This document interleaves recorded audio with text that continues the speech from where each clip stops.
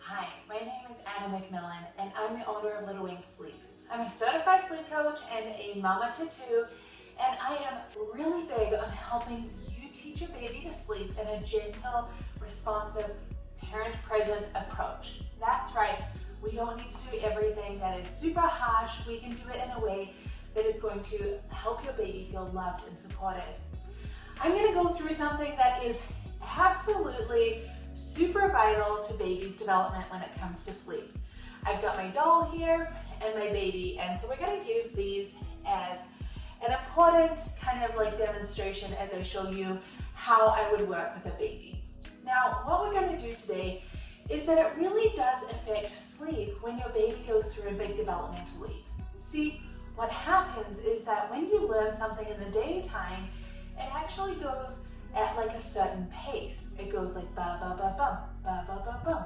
When it goes into long-term memory, going from short-term to long-term memory, that is actually happening inside sleep. So if you don't move it from short-term memory into long-term memory, then what happens is that we forget it and it's gone. This is why as parents we don't remember so much, is because we're not getting as much sleep as we need, and that's okay short-term. However, our babies are learning a lot, and so we want to make sure that we're able to best help them learn, because when they shift this from short-term to long-term memory at night, instead of that paced speed of ba ba ba bum, ba ba ba bum, it actually goes at 20 times the speed. So it goes brum, brum, brum, to try and get it into long-term memory. This can be really kind of daunting to think about. However, the body is so good at shifting everything into long-term memory. And so we need to make sure that we help our babies sleep so they're best able to move everything into long-term memory to help with development. Often what we do find is that when a baby is in a developmental leap is that we see some really big developmental wakings at night. By big, I mean like they're unusual. Often they're short, so they are kind of like babies like rocking and groaning, like this video right here. This kid he's sitting and he's rocking backwards and forwards. He's not actually sure that he's awake right now, because he's not. He's in little one sleep and he's learning to sit up, and so his body is practicing this as it shifts it into long-term memory. If we would awake this baby from the sitting up practice, we would actually lose that memory that he was learning during the day.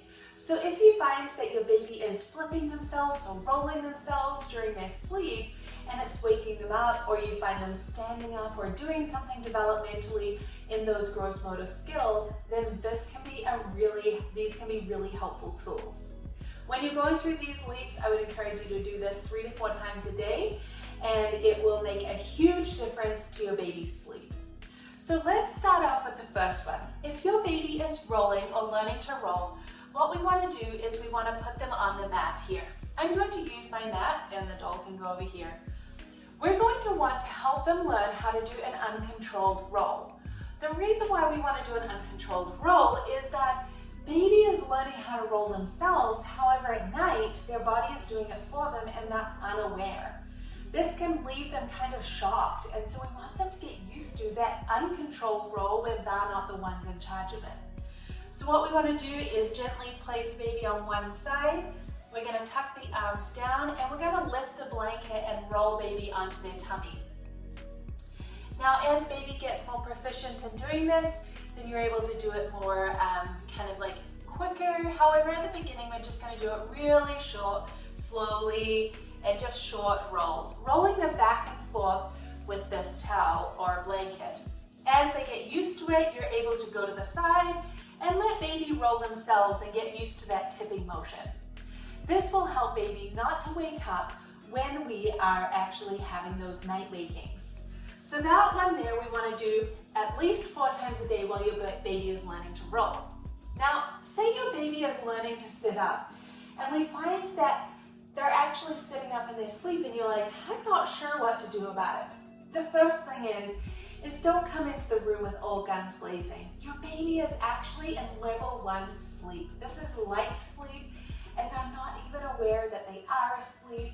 And so we don't want to startle them, and so giving them a moment, if they're not upset, then that can be really helpful. Then you can go in and lay them back down. So if we have a baby here who is practicing, they're sitting in their sleep, what we want to do is to just brace their back and their head and their stomach and to just roll them back down.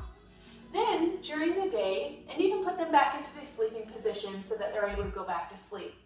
During the day, what I'm wanting to do is to practice the sitting up and practice lying down so that your little one is getting used to that feeling. We can even tip their hips and pull them up, and it helps. Gravitating that hip as they come up. Now, I'm not a physiotherapist.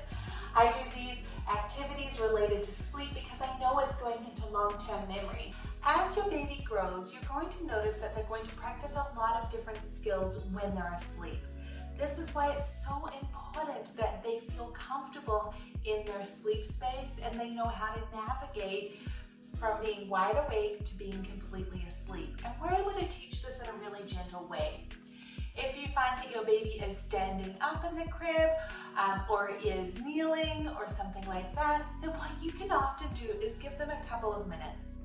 If they don't lay themselves down, remembering that they're actually partially asleep, so we really do want to make sure that we don't wake them, is to just gently lay them down.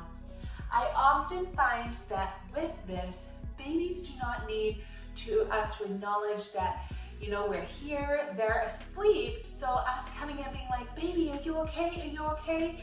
Is actually more stirring and startling to them. So let's come in and help them, give them a gentle hand.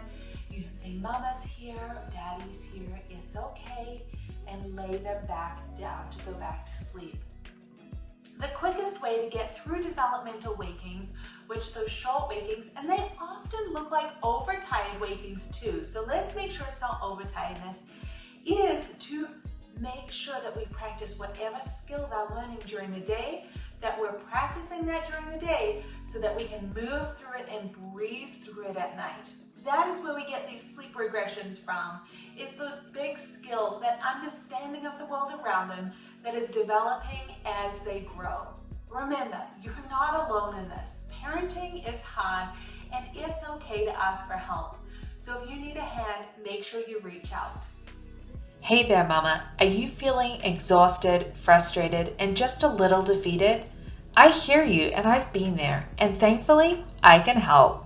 Let's teach your baby to sleep. I'm talking 10 to 12 hours of sleep each night. Little Wink's Sleep Baby program uses a science-based, gentle, parent-present approach that fosters healthy attachment while teaching independent sleep skills. We don't believe in letting your baby cry it out. This program includes everything you need, such as our insider strategies, both on night sleep and naps, as well as extras like our monthly live Q&A.